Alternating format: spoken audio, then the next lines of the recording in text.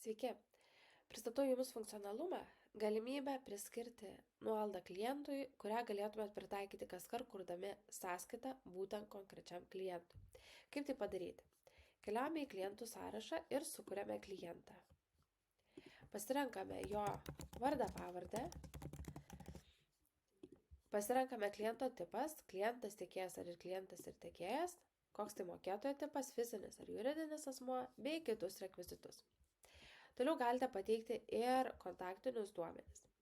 Ties papildomais nustatymais jūs galite pasirinkti, kokia nuolaida šitam klientui, kuriant sąskaitas turėtų būti taikoma visom prekiam.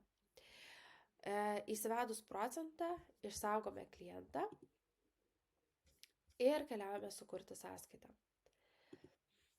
Spaudžiame sukurti sąskaitą, pasirenkame klientą, kuriam norime išrašyti sąskaitą ir ties pirkėjo rekvizitais apačioje rasite funkciją naudoti kliento nuolaidą. Ką tai reiškia, kad iš karto visom prekiam bus priskirta nuolaida ir klientas gaus šias prekes atitinkamų procentų mažesnę kainą. Žinoma, jeigu nuolaida vis tik neturėtų kažkuriai prekiai būti taikoma, jūs ją galite ištrinti. Taigi, gero naudojimo.